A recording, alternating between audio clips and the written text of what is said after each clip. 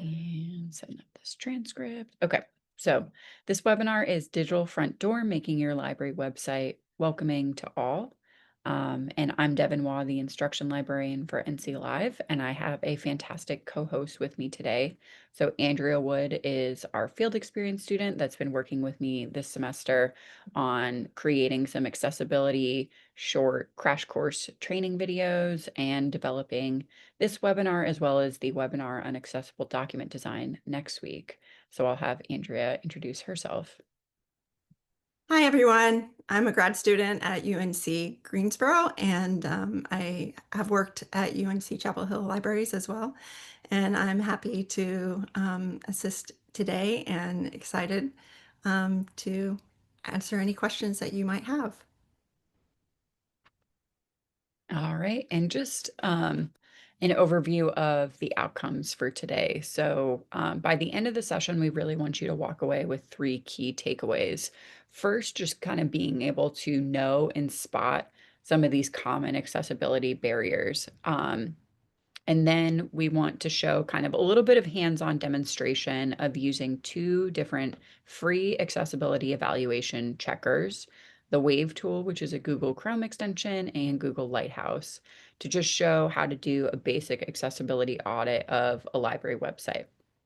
And then finally, we want to make sure that you have the foundation of developing a long-term plan for accessibility, thinking through the ADA Title II requirements that go into effect in April, and then just ongoing staff training and ways to make accessibility a priority and ensure that the library's website remains as user-friendly as it can be for all patrons. Um, and then before we jump into the how of making the library's website accessible, we want to take a step back and talk about the why and why it's important to do this. Um, why should we care about web accessibility? Why invest the time to check color contrast or add alt text or run audits? And the reason that we bring this up is, library workers around the state have so many other things on their plates. Various people might be involved in managing your library's website. Um, and so really kind of thinking through why invest the time in doing this. It's easy to think about accessibility as a checklist, but it is so much more than that. Um, this is really about people. It's about making sure everybody in your community, regardless of ability, age, or device, can use your website to find information, sign up for programs, and connect with your library's resources. So we wanted to kind of run through some of the big reasons why accessibility should be a top priority for our libraries, especially web accessibility. Um, so first up is just the legal compliance under Title II of the ADA. Public institutions, which includes libraries, are required to make sure their digital spaces are accessible. That means that your website, your online catalog, event forms, databases should all be usable by everyone. The good thing is, as part of NC Live, we manage all the database accessibility. We've been working with vendors on accessibility remediation, updated VPATs. And so we kind of take care of our collection and make sure that it's accessible. And we have web pages on our website that keep you up to date on that work. Um, and this isn't about, scaring anybody with legal jargon. It's about being proactive.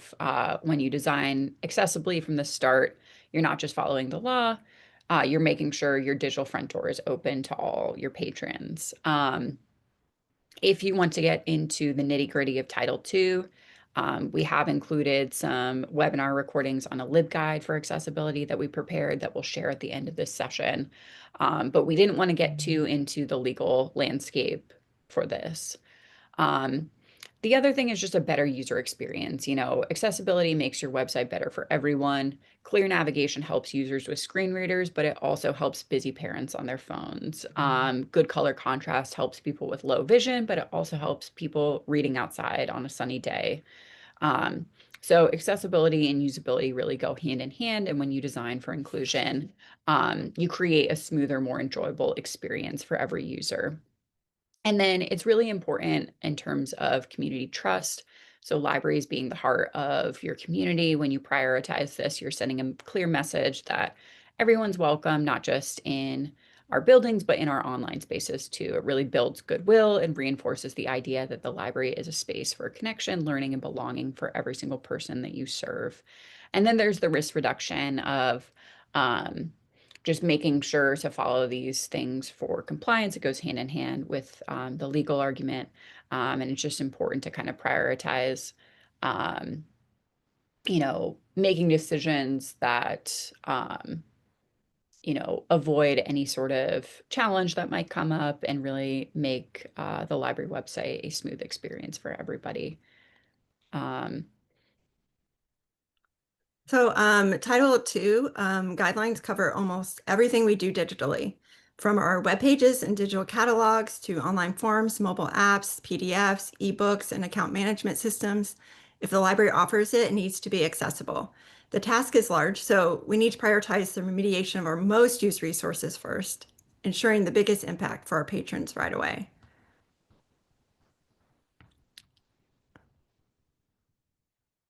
Yeah, there we go. While the scope of digital accessibility is vast, files like PDFs, Word documents, presentations, and spreadsheets that were created before the compliance date are exempt, provided three conditions are met. They must be retained solely for reference, research, or record keeping. They must be modified or updated after they are archived. They must be clearly organized and stored in a specific labeled archive area. However, this exemption does not apply to any content required for a patron to access a service, program, or activity. For example, a PDF of a library's current borrowing policy, a handout for an upcoming children's story time, or something like that, must be accessible regardless of when it was created, if it's in use now. Even if a document is properly archived, we must always be ready to provide an accessible alternative version upon request.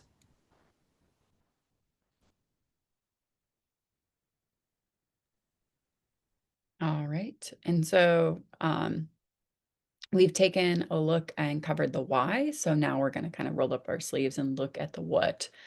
So what are the actual barriers that make library websites and really any websites hard to use accessibly? The good news is that most of these issues are super common. And even better, they have quick, straightforward fixes. Um, so one of the biggest things is, and the simplest, most powerful way that you can make your website more accessible is using proper heading structure. So whether you're using a content management system, if you're using LibGuides for your library's website, or Drupal, or WordPress, or the county is managing the website, um, making sure as new web pages are added or content gets updated on the library's website, headings are following this clear structure. Screen readers use headings like sighted users use visual cues. And so when someone's using a screen reader, they can actually jump from one heading on a page um, to the next to get a sense of what's there. Kind of like how we scan for bold titles or bullet points when we're skimming an article. So if your headings are out of order, so like you start with heading 1 and then you jump to heading 4, that uh, missing or styled text that isn't tagged as a true heading, it's going to make navigation more confusing for anybody who's relying on assistive technology. So the correct heading structure starts with H1, that's your main title, page title. H2s are for the main sections of the page, and then H3s and 4s are subsections as needed. So kind of think of it like a family tree. H1 is the parent, H2s are the children, and H3s are the grandchildren. Um, and the bonus is when you're using these headings correctly, you're not just improving accessibility, but you're also boosting your search engine optimization and helping people who are searching for the library's website and content on search engines like Google, um, read headings to understand your page's content and hierarchy. So in short, proper headings help everyone, users, search engines, you, and as the content creator. And then for using alt text, so this provides a text description of images so all users can understand the visual content. Screen readers are reading that alt text aloud, so giving users who can't see the image access to the same information. Clear descriptive alt text for images helps with search engine visibility as well because it's being read out and you have that text description. So the search engine also is getting a better understanding of what's on the page. This example on the right, bad alt text would be just saying dog. Good alt text is just giving a little bit more of a picture of what's going on for context. Golden retriever playing fetch with a ball in the park. Let's say you have an image of a library program on your teen services webpage of your library explaining D&D tabletop game happening in the library's teen space, rather than just saying tabletop game or something like that. Providing as much detail as possible. Um, we've also included resources for different examples of good alt text, but this is something that you can do as you're making things and you're remediating things on your library's website. It's just like remembering as an additional step to do this first helps so that you're not having to go back and check later. Um, with social media, we haven't included in our resources guidelines for alt text, but there are ways that you can add in certain alt text descriptions, use captioning on social media to help, because that is a very image rich environment as well. Um, So we also need to think about the importance of color contrast, which is vital for users with low vision or color blindness. The key numbers to remember for most text is 4 to 5 to 1 contrast ratio. If your text is too light against its background or vice versa, it simply becomes unreadable. So, but there are some exceptions like logos or very large headings. Even with those exceptions, aiming for a higher contrast ratio is always best for legibility. Another important point is that color should not be the only way of conveying meaning. For example, don't just use color to indicate a required form field, use text, an asterisk, or an icon as well. Finally, the best way to ensure compliance is to use a color checker tool. There are many free ones available online. We will share some of those recommended ones in our LibGuide. Be sure to check the link color against the background as well, and always print a sample in color and in black and white to physically check the contrast before you finalize your materials.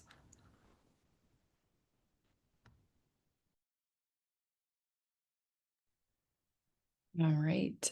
So descriptive links may seem like, all right, they're the little phrases of text, people are skimming and they're able to click and get exactly what they need. But with a screen reader, it's reading out, it's very difficult to understand what you're going to click on if all it says is click here, learn more, read here. Um, and so descriptive links really allow screen readers, anybody who's using assistive technology, to have context for what they're about to click on. Um, and it's helpful when you have the link text describe what it is rather than saying lesson and then linking out to whatever the content is. If you say lesson 2.6 on hyperlinks, that provides a lot more description for somebody who's using assistive technology. And this is such an easy fix to do on the library's website and just kind of do moving forward as an inclusive practice. So, um, making sure it's concise, making it's not a full sentence long of a link description is good. If it's just a couple of words, just trying to describe it as simply as possible. Um, and really making sure it's still descriptive. It's not just saying benefits, but it's benefits of accessible hyperlinks, or if it's on the library website, and you're trying to link to a document about borrowing policies, saying something like, you know, borrowing policies, documentation or something like that provides a little bit more description than borrowing, just the word borrowing.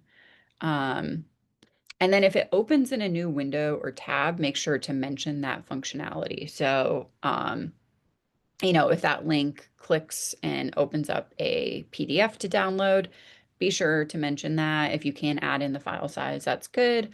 But just saying PDF download maybe in parentheses is a little bit more descriptive. And then for the NC Live homepage example here, I put in parentheses opens in new tab because that allows users to see that that function is going to happen and anticipate that. Because that can be confusing as well for somebody who is using assistive technology that's reading something out, is they may not realize that a tab just opened with that new page instead of staying on their current browser tab. And so just to check for understanding for y'all, if you could share your responses in the chat, which option best improves the hyperlink, A, B, or C?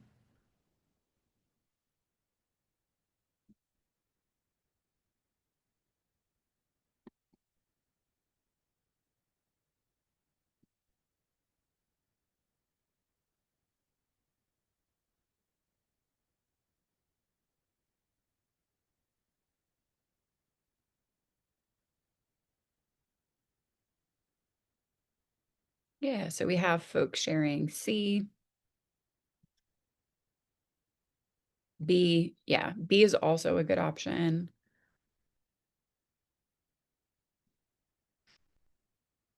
But again, it's descriptive, but it's concise. Um, it lets you know what action's being taken and what the next page is being linked out to, what you're going to see.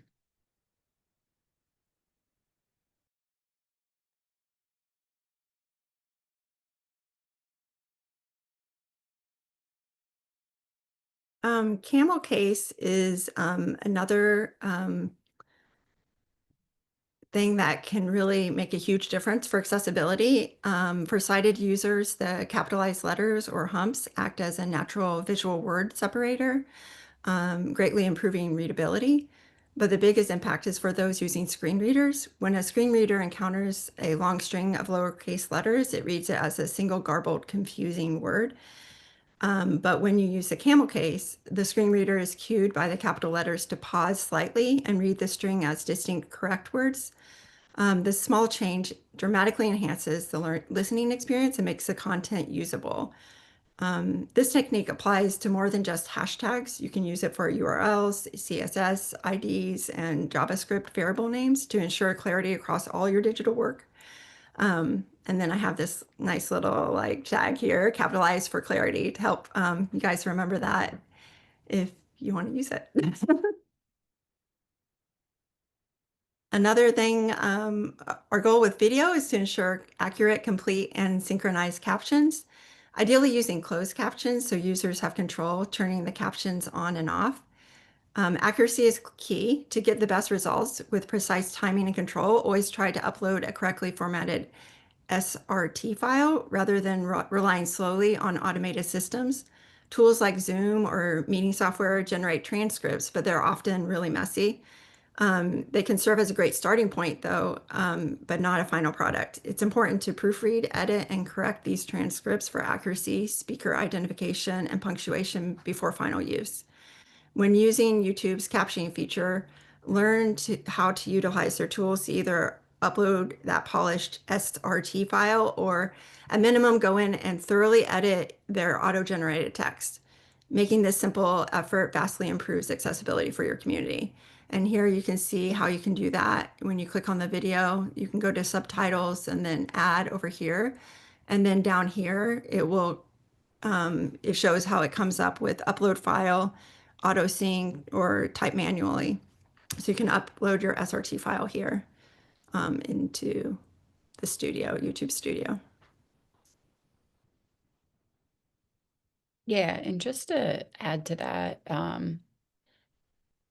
it takes a little bit of time to tidy up the transcripts, but if you're embedding a video from your YouTube channel on story times onto the library's website, that's something that's going to fall under Title II regulations. So it's important just as videos are a key piece of content, or let's say you're doing a video for the summer reading program, just making sure that captions are there. So that people have the ability to toggle them on and off, really helps. And this is about accessibility and LibGuides. So when using LibGuides, focus on using the built-in editor correctly. Always type directly into the rich text editor and then use the editor's functions to add your style and formatting. This ensures clean, accessible HTML behind the scenes. If you need headers within a text box, please use the provided styles. Start with heading 3, then and follow with heading 4. Using these thematic headings is vital for screen reader navigation. Remember, as we discussed with color contrast, you should avoid using color as the only way to convey meaning. Also, finally, choose headings and lists instead of tables for layout or simple content organization. Tables can be very complex for screen readers to interpret, so use them only for presenting true data. If you do use a table, do not cut and paste an image, but create it from scratch, ensuring that the structural markup is correct by clearly marking headers in HTML, using a caption to describe the table, and keeping it simple, avoiding merged or split cells. So you might want to divide content if you're using a table to avoid that kind of confusion.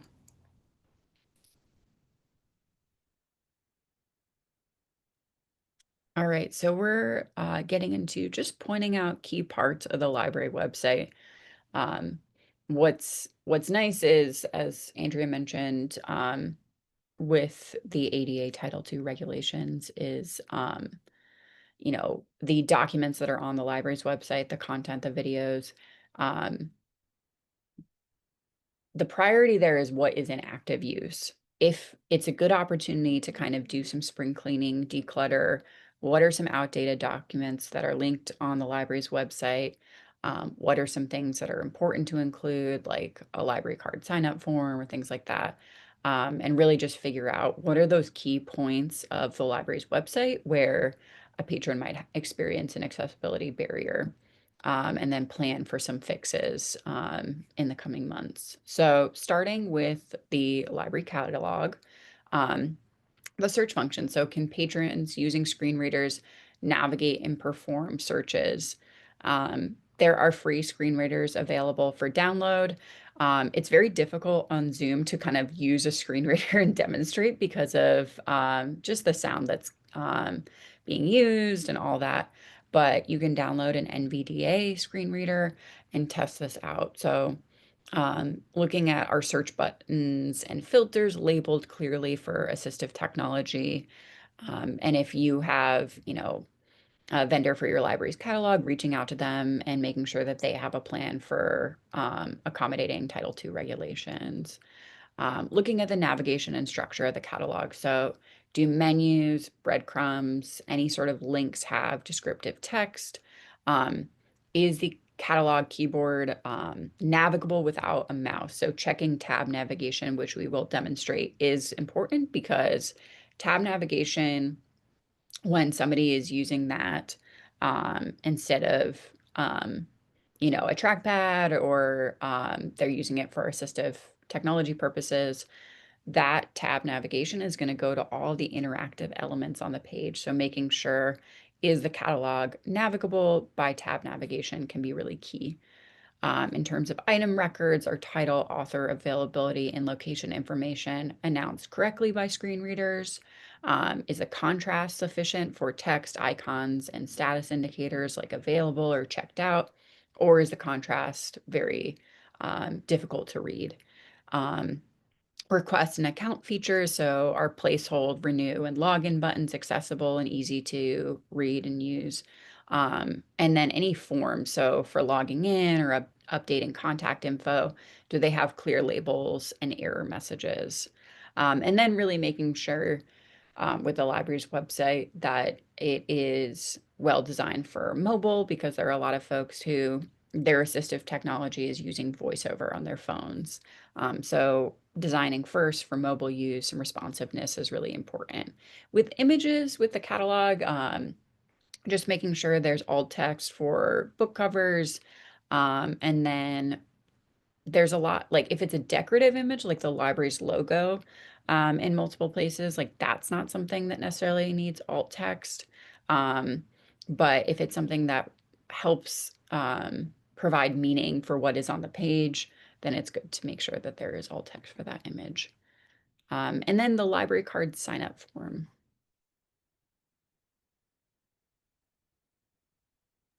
For the library's card sign-up form, you want to follow this checklist. Form fields, each field has a clear descriptive label, name, address, phone, email, etc.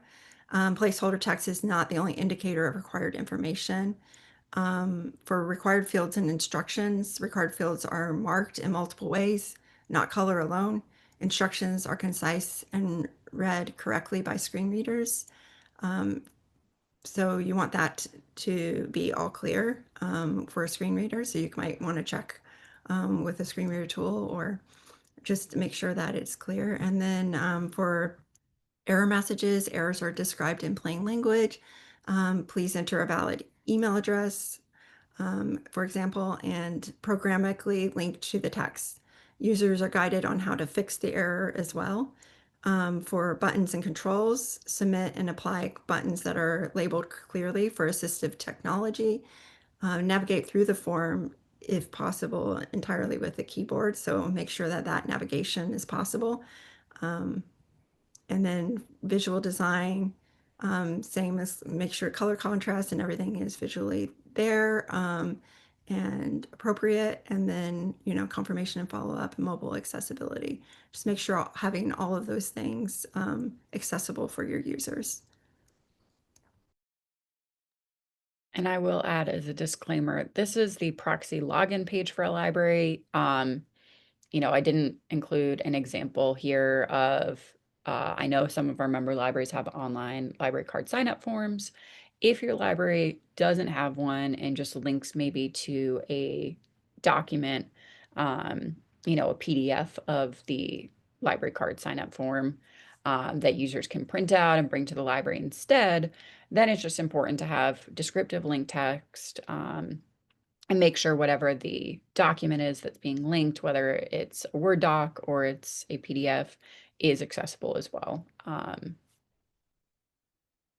So if your library uses the NC Live website service through LibGuides, that means a lot of your web content is managed through um, the shared platform. It's a big advantage because it gives you a consistent, structured framework and style to use, but it also means making sure that accessibility is considered for all the content that you add. So the template provided by NC Live is designed with accessibility in mind, but you still need to check your own content, images, links, PDFs, and other materials to make sure that that content that's being added to the website is following best practices. So any customizations or new content that you're adding, just make sure to use proper headings, descriptive links, alt text, and then accessible forms if you're creating forms on the website.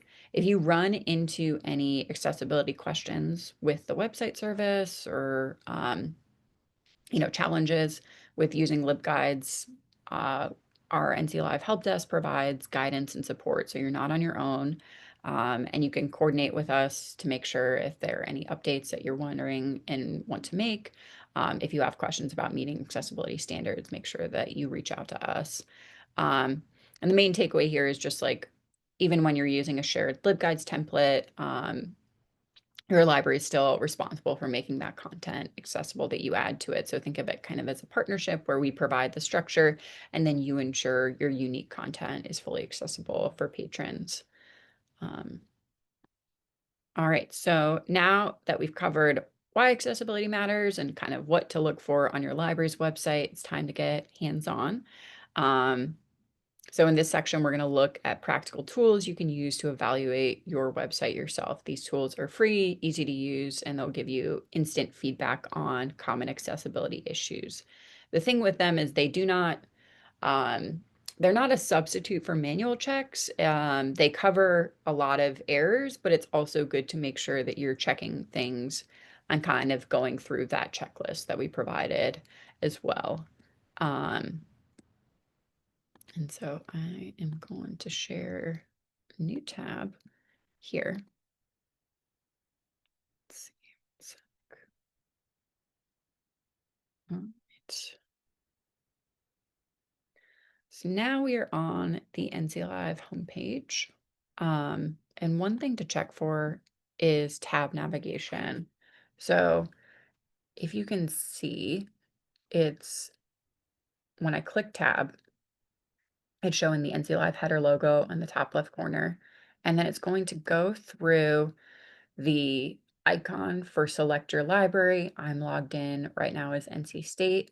It's going to then click on site search. So it's just searching the content of the NC Live website, not our databases. And then it's going through the tabs at the top. So the resources tab for librarians, help, about, and then the search bar. Here, advanced search, browse all databases, the content specific searches, if you want to just search for ebooks in the collection or what streaming video resources we have or test prep, it clicks there and then it jumps to, because I'm logged in as NC State, seeing NC State's contact info in this map plugin here. And then it jumps down to the latest section for upcoming webinars and updates. And then it takes me down to the footer at the bottom where we link out to social media as well as our menu and then back for our help section as well. So that's something that's useful to check so that everything is following a logical order. And then what I'm going to do is click on my Chrome extensions and I've clicked on the Wave tool and it's showing 12 different errors that are missing alt text. So let me take a look at these here. I'm seeing the alt text errors are for these decorative icons here. So because it's not something that conveys that much meaning beyond the link itself, um, it does not necessarily need alt text because it is decorative. Um, and then if I scroll through the page, it's showing low contrast between the search resources heading and the background image. We update these background header images on a quarterly basis. So that might be an opportunity to look at seeing here if we want to change the color of this so that the contrast is better, possibly a different color in our style guide so that it's a little bit easier to read for um, color contrast sake. It's showing me the heading structure. And this is also where we can update these buttons to say register for the webinar instead of saying register here. Cast your vote would be good accessible link text because this gives an idea of the action that's being taken on the next page that would be clicked on. For the NC Live logo at the bottom, it's saying that there's alt text because it's the logo. And we have the description of it at the top. It's decorative, so it doesn't necessarily need, oh, let me go back. Need alt text, and then also seeing it for the message icon here under the help section. And then you can scroll through on the left-hand side here and see some of the alerts. So when you click on this, it explains what to do and the guidelines that it's meeting. So let me go back to details and then share. We're seeing here missing first level heading. And then if I click on reference, I can see the page itself doesn't have a first level heading. And that might be something that our web development librarian adds in as that H1. So this is where the checker is really helpful because it provides that guidance. It also shows where there are that tab navigation is set up in our source code, and then the ARIA labels as well. And then I'm going to scroll through and I can look at this redundant link section and see some of the redundant links are related to logos that we've linked to as alerts. And so this says, overall things are structured well, but there are a couple of things that we can fix to make sure that the homepage is as accessible as possible. And this is something that you can do on other pages. So I'm just going to our A to Z list of databases and then seeing here what are some errors that it's catching and pointing out and doing that sort of audit as well. And making sure that we can kind of remain in compliance with all these little details. So you can also turn off the styles and just see the content. But I think it's helpful to keep the styles on and see how it's being represented to any user. And so I'm going to jump back into our slides. And Andrea is going to share the Lighthouse tool. So the Lighthouse tool is it's another extension that you can use. It's a free tool, and it's built right into the Chrome web browser's developer tools. It runs automated audits on your web pages, not just for accessibility, but also for performance, SEO, and more. It analyzes the data on the website and generates a simple score-based report. And it checks for issues such as missing alt text on images, poor contrast, and non-descriptive link text. It can help meet your accessibility guidelines by checking for these things, but it's not 100% comprehensive, but it also shows you, I'll show you how it works in just a second. But it gives you clear, actionable feedback to fix errors, ensuring the library's web resources are compliant and usable for all patrons. Before a website goes live, you can use it to track progress over time. It's a multi-purpose tool, more technical. Let me share my page.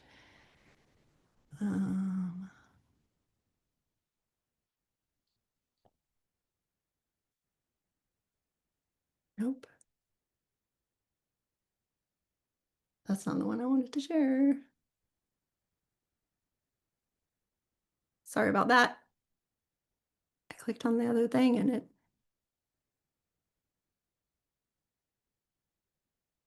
All right.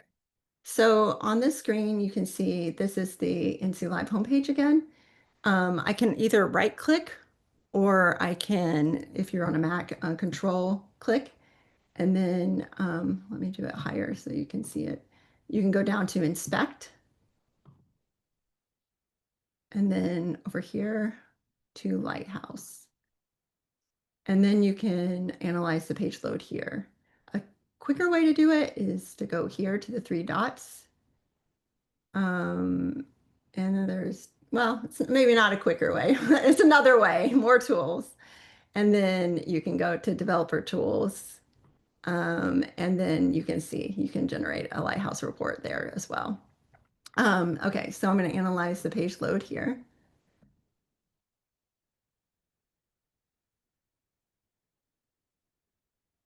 Takes a while to analyze. And it shows the accessibility at 86. So there's some work to be done. The image elements, it says don't have alt attributes, which, some of them are decorative, so it doesn't necessarily need an alt attribute.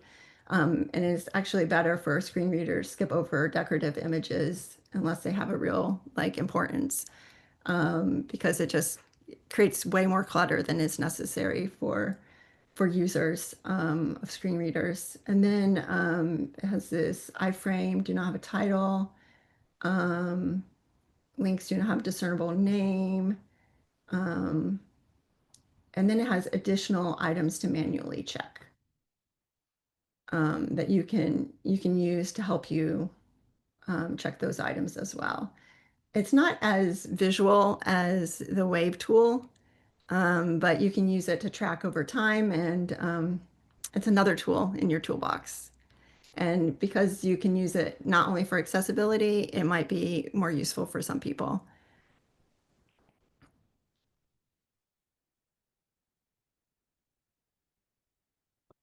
All right.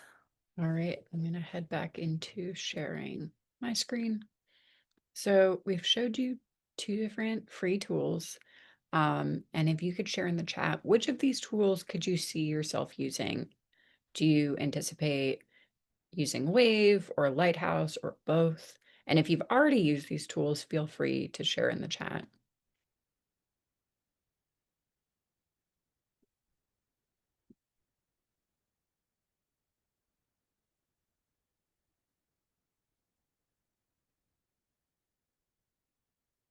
Okay, so Crystal sharing Lighthouse. We have a couple people saying both. Rebecca sharing, I already used Wave, but I will use Lighthouse now too.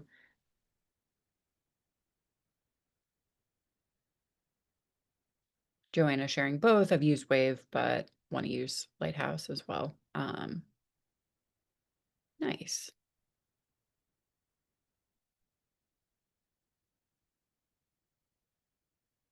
Karen sharing Wave. Yeah.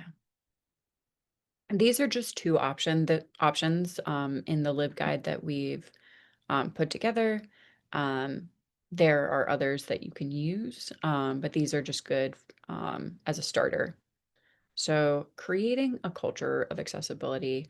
Um, one thing that we want to convey is this is not a task that requires coding experience, a web development background. Anybody can run a scan, anybody can update a library's web page and just keep these things in mind. And they're easy things to fix, as I mentioned earlier. So it's really important in the coming months because of these new guidelines going into effect to prioritize communication across staff and training. Um, Training just ensures that all staff understand accessibility standards and apply them in updating anything on the library website, catalogs, forms, outreach.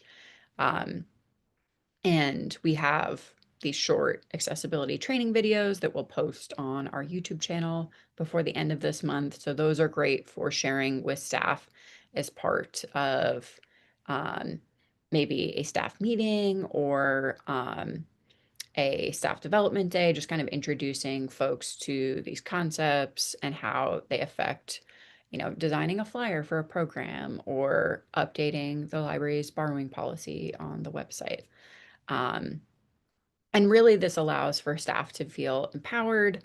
Knowledge just builds confidence in assisting patrons with disabilities and using accessible tools and web accessibility effectively. Um, So, proactive problem solving. Staff who are trained on what to look for, like poor color contrast or missing alt text, obviously can identify and address barriers before any patron ever encounters them. This saves time and frustration for everyone. And to make sure these improvements stick, we need clear internal communication. Accessibility practices must be shared and coordinated across every department, from public services, creating LibGuides, to marketing on social media, to managing our website. When everyone is on the same page, we can build a truly accessible library, which is what we all need for sure. Absolutely. All right, and we have some resources to share. So here are a couple of self-paced trainings that we've had in the last 2 years. Um, and then we've also linked to one of our partner consortium, ACERL, has covered accessibility and has a whole list of accessibility webinar recordings on their website. So if you want to browse these, um, you can see some different training opportunities here. And this might be something that um, do when things are quiet towards the end of this year or assign as part of a staff training. Watch this webinar. Let's talk about what we learned. How does this, affect certain processes or decisions for the library? Some other resources, the Library Accessibility Alliance is a fantastic group. They have a lot of materials and resources on their website. Um, so tools for testing, particularly with databases, model accessibility language. Their toolkit is an open living resource of terminology, and then they have some more guidance on ADA Title II as well. Um, and then there are other tools here, demystifying WCAG, which is the broader guidelines used for defining web accessibility. Um, and then accessibility for LibGuides. We've included this LibGuide from the University of Illinois about creating content and LibGuides that we found is incredibly detailed. And there's a lot of stuff out there. If you just search accessibility LibGuide, you can find a lot of this as well. And then some general resources. So if you want to get into some checklists, some keyboard accessibility basics, um, the accessibility checker in Microsoft, and a little bit more about the guidelines and what they mean. Here are a couple of different examples. I know with a lot of universities, they might have an, IT might be providing accessibility training, or there might be an accessibility office. So we've compiled a couple. And then we've also included, Andrea found this fantastic resource for ADA compliant fonts. So something to keep in mind as you're making things in Canva or designing other marketing materials for your library is just this resource here on how to choose ADA compliant fonts. And we'll get into more details about um, document design, print materials in our webinar next Thursday on accessible document design. But we wanted y'all to walk away with some resources for getting started on that. So now we're at the point where we've got some time to spare. Any questions? Oh, and thank you. Andrea just dropped into the chat the LibGuide, the accessibility LibGuide that we've put together.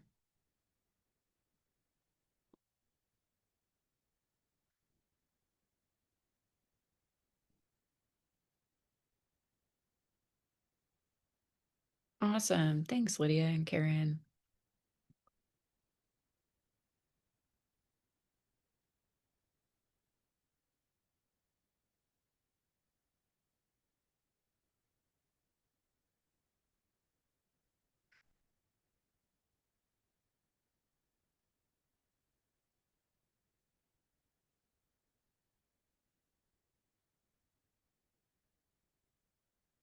All right. Feel free to send any questions. Just want to share some ways to get in touch with NC Live after. So we have these fantastic listservs, our marketing newsletter, our training newsletter. They both go out at the beginning of the month. But these are, if you sign up for them, you get updates on every month what training we're offering, what other partner consortia around the country that we have as part of our shared calendar are offering.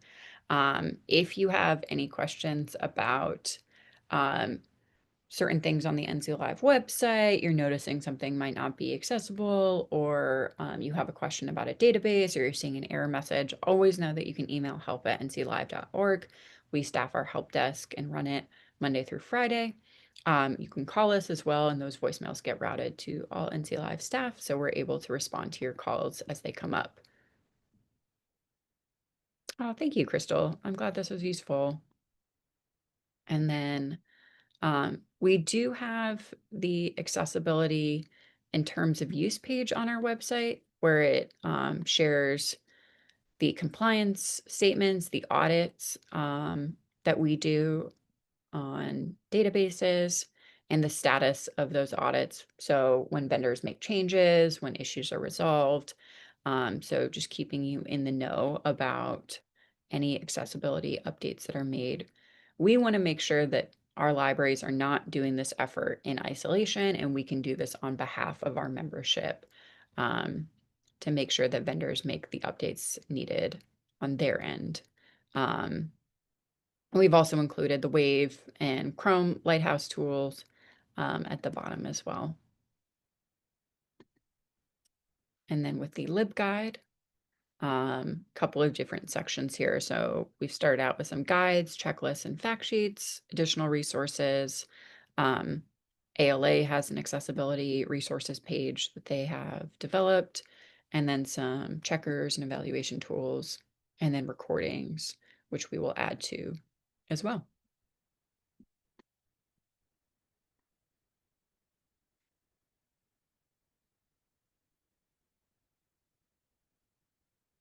All right. Well, we're a couple minutes before noon. But if there are no questions, we can wrap things up. I hope you all have a great rest of your Thursday, and thank you for joining us this morning.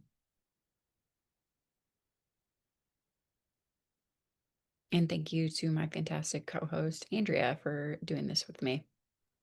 Thank you, Devin. Thank you, everyone, for joining us. I hope you find everything useful that we put together and let us know of any other questions. Come and join us on our water cooler talk, and you can ask us whatever question you want. Yep. And as well. Keep an eye out for those, and you'll see a follow-up email from me tomorrow with the recording and the registration for next week's webinar and the water cooler in December. Thanks so much, y'all. Take care.